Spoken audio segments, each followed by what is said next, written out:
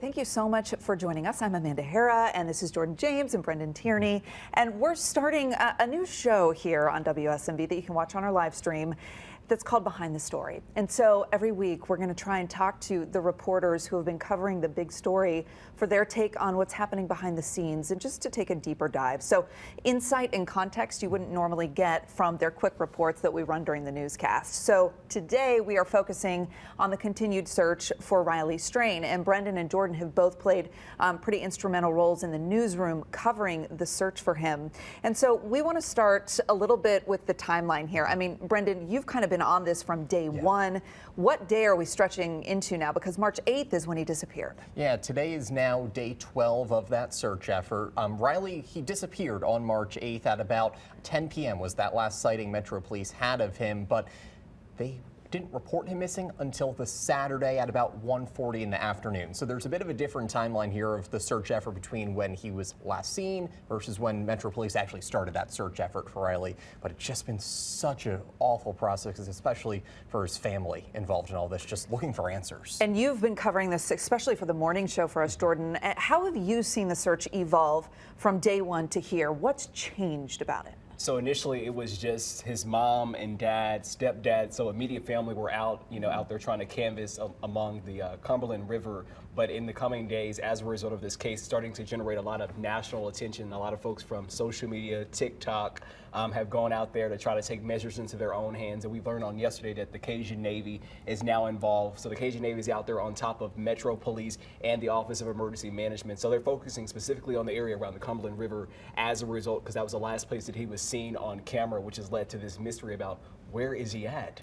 And this is some of that video of that, the last piece of video that we've been able to find that captures him on camera. We were just showing it to you there. It's an interaction between Riley Strain and an officer. And by all accounts, it seems very casual, very normal, and very different from some of these other videos we've seen earlier in the night where he's just kind of stumbling down the road. And that's why Metro Police say they put out that body camera video finally, is because they and say this that is it right in here. this video right here, you're able to see Riley. He'll be on the left part of the screen as he walks by the officer. He's highlighted there. They say that he doesn't look like he's in distress. They told us that he's walking normally and had a very brief just hello, hi, how are you doing type of conversation with that Metro Police officer who didn't think anything was up. And that's part of the reason Metro Police say at this point, Amanda, it appears that there's no foul play involved, because it doesn't look like anything bad was happening to Riley. Right. And they also went on to say, there have been so many people chattering on social media about, well, he was running. It looked like he was running away from something in that other video. And so police said, part of the reason we shared this piece of video is to show you that when our officer saw him, nobody was chasing him. There didn't seem to be any foul interaction with anybody else. He looked perfectly fine by all accounts from that Metro officer. One of the things that we had talked about before we went live with you all just now is, what are some of the biggest takeaways about the story? And I think all of us can agree that this has garnered national attention. And that means a lot of people are coming into Nashville to try to help with the search. And, it's not just social media influencers. It's just regular people who live here. And one of the discoveries, Jordan, was pretty instrumental for this investigation. Yes, that's right. Two women from TikTok, like I said, they took measures into their own hand and they canvassed the area around the Cumberland River and went out to the embankment area. And they were actually live streaming at the time when they looked down and they found Riley's bank card. At the time, there had been no type of physical evidence. We knew that he was last seen near the Cumberland River, but police said on yesterday, as of now, that's the only physical evidence that we have. And something that stood out to me when we interviewed those women, they said something had to be found. And that's one of the reasons why they went out there, because they wanted to try to help out with this investigation somehow. Yeah, let's hear from them directly. We understand that law enforcement here is doing the best they can. Doing the best they with can. the resources they have. Yeah, that they're understaffed, but that doesn't mean that we don't need more help. And right now it's extremely important for us to keep Riley out there, Riley's face, Riley's name, Riley's family. We really want to emphasize this on Riley. So another big piece of the story that's unfolding now is the focus on other bars downtown. The TABC coming out and saying, all right, you know what? We've already checked in with Luke Bryan's bar. That's part of the investigation. That's where he was kicked out of. he had a beer there and 2 waters. Where else was he served alcohol that night before he was kicked out of the bar? And does that play into the investigation? And that's something we pressed Metro Police about yesterday at the press conference. They weren't willing to tell us what other bars Riley was at. They simply said that they're going to eventually go back and review all that video that they have collected of where he was. Metro Police want to instead focus on from the last point he was seen going forward. But we know there are other bars involved. A TABC spokesperson yesterday told me that every other bar that they have talked with is cooperating with this investigation. They're not sure exactly how long it will take for this investigation to wrap up, but they do intend on sharing the copy of that final investigation report with us once it is finally published. Just no timeline on exactly when that would happen. There's a Class A misdemeanor possible for any bar that overserves someone in the state of Tennessee. That's why this has been brought forward as a TABC investigation. And something that stood out to me, his mom kind of gave us some perspective about how his fraternity brothers are taking it. She said they are just as heartbroken as we are. You know, up in this point in time, we haven't heard much from them, but she said they are taking his heart, and they are trying to share Riley's image and try to continue to garner more support in order to try to bring him home. I think bottom line, we know that this has been so distressing for family and friends. We heard from the parents just yesterday. I mean, they're heartbroken also. I mean, he's their best friend. And we love these boys like our own. And it's just as hard on them as it is on us. And right now, we We're really just are focusing on bringing Riley home. his last point. He's my best friend. He's everything. There have been questions, again, chatter on social media, people asking questions, and of course we take that to police or the appropriate person for answers. And one of the questions is, okay, well, if police are doing this big, massive search, why didn't they find the debit card that was, on the banks of the Cumberland River?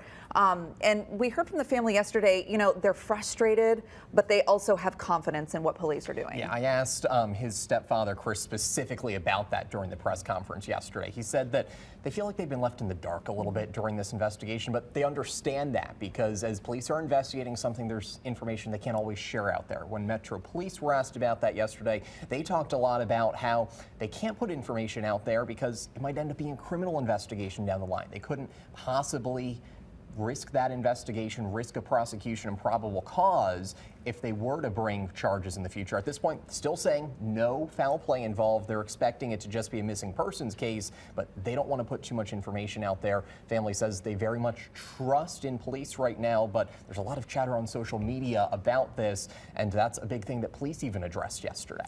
It almost seems to be like this convergence between volunteers and police have the training and the understanding of how you attack an investigation, and then volunteers may not necessarily understand that, or their viewpoint may not align with that. And so one of the big questions was, well, why did it take volunteers to find the debit card? And we had some interesting perspective from police about what their priority is in that search.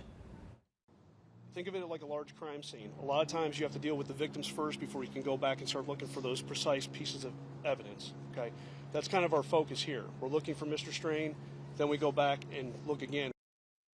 And so that was a question you asked specifically to get that answer, Brendan. Yeah, and Metro Police, we were asking those questions because there's a lot of people just up in arms. How did 2 TikTokers find his debit card along the banks of the river in an area that last week Metro Police said was cleared, and they didn't plan on searching it again with that urban search and rescue crew?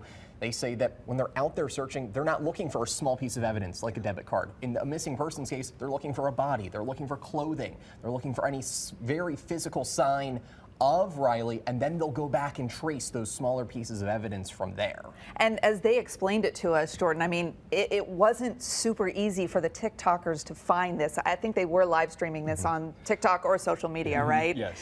It wasn't easy for them to discover either. And they kind of shared how they essentially stumbled upon this debit card.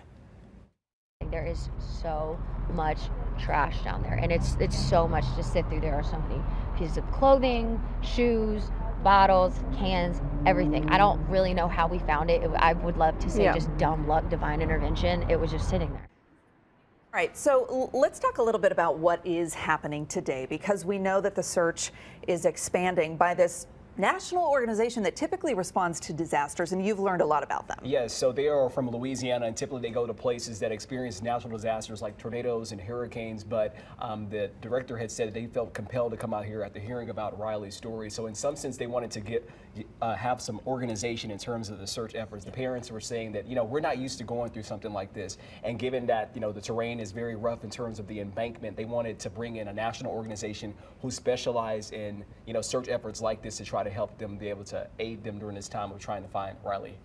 What's one thing, Brendan, that has struck you about this particular story and this case that you maybe haven't had time to dive into in a newscast because we are limited in time there? Yeah, it's interesting. We put a lot of information up on our WSMV website and our other social media platforms where we have a little bit more space to expand on the story than we do in a newscast where we have a limited amount of time to tell the story. And it's really that backstory about Riley, what he was like as a person. Everyone says that he was a 22-year-old college student. He was a big member of his Delta Chi fraternity, and he was just life of a party. So many of his friends loved him so dearly, and they're just as heartbroken as his family is right now. And it sounds like he had a great relationship with his parents. I mean, I believe his mom had said, we were texting earlier that night, like all was well. Exactly. They were talking, he said, every single day with both his stepfather, Chris, and then his mother, Michelle, and they're just not used to not hearing from him. It's been this long since they've heard from Riley. That's part of what is making it so stressful from them when we've talked with them.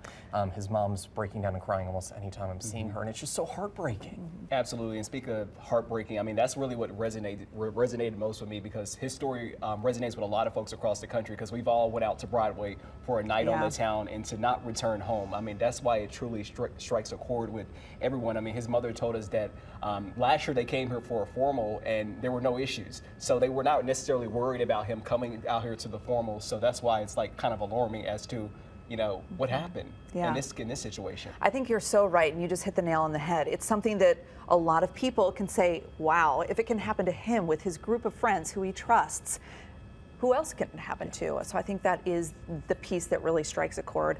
What's your major takeaway? And we're going to wrap this up in just a second, but your major takeaway, something that maybe people haven't gotten a true sense of, but that you've seen or felt behind the scenes on this?